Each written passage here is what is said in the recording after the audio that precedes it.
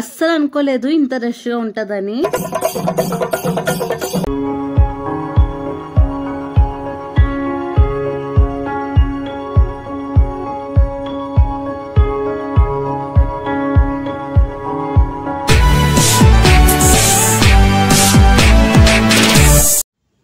Hi friends, welcome back to Hanisha 321 vlogs అండి. ఎలా ఉన్నారు ఫ్రెండ్స్? అందరు బాగున్నారా? నేనైతే చాలా బాగున్నాను. ఏంటి ఇంతమంది జనాలను చూపిస్తున్నాను అనుకుంటున్నారా? ఏం లేదండి, మన ఏపీలో ఉన్న శ్రీ వరహాల లక్ష్మీ నరసింహస్వామి వారి గిరి ప్రదక్షిణాలకి వెళ్ళామన్నమాట. సో ఆ వ్లాగ్ నేను ఈ వీడియోలో షేర్ చేసుకుంటాను, చూసేయండి. మన ఆంధ్రప్రదేశ్ రాష్ట్రంలో ఉన్న ప్రతి ఒక్కరికి ఈ గిరి ప్రదక్షిణ గురించి తెలిసిందే. అలానే మన తెలంగాణ స్టేట్లో ఉన్న వాళ్ళకి కూడా కొందరికి ఈ గిరి ప్రదక్షిణ గురించి తెలిసిందే. ఈ గిరి ప్రదక్షిణల గురించి ఎవరికైతే తెలీదో వాళ్ళ కోసం నేను చెప్తున్నాను. ఈ గిరి ప్రదక్షిణలు అంటే సింహాచలం కొండ చుట్టూ తిరగటం అన్నమాట. ఈ గిరి ప్రదక్షిణాలు ప్రతి సంవత్సరం గురు పౌర్ణమికి ముందు రోజు మధ్యాహ్నం 3 గంటలకి స్టార్ట్ చేస్తారన్నమాట. ఈ గిరి ప్రదక్షిణాలు వెనకాల ఒక కారణం ఉందంట. నేను మా ఆంటీ గారికి అడిగి తెలుసుకున్నాను. అది ఏంటి అంటే, ఒక ఆవిడ నాకు పిల్లలు పుట్టాలి స్వామి అని కోరుకొని ఈ సింహాచలం కొండ చుట్టూ ప్రదక్షిణలు చేశారంట.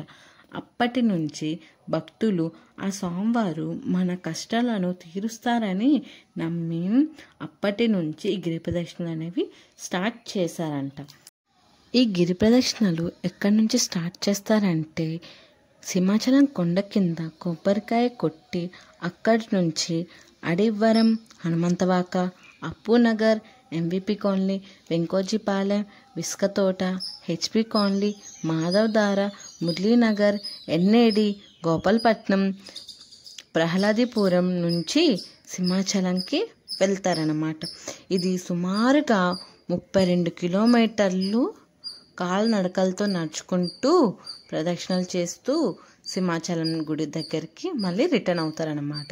అక్కడి నుంచి మళ్ళీ కొండ మీదకి వెళ్ళేసి ఆ స్వామివారిని దర్శించుకుంటారు.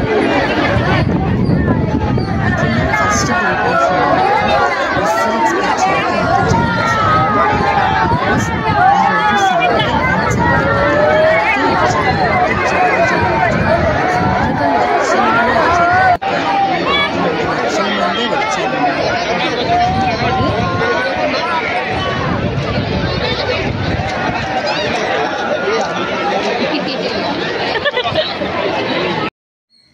ఆ స్వామివారిని ఈ పూల రథంలోన పెట్టేసి ఊరేగిస్తారన్నమాట ఆ కొండ చుట్టూ.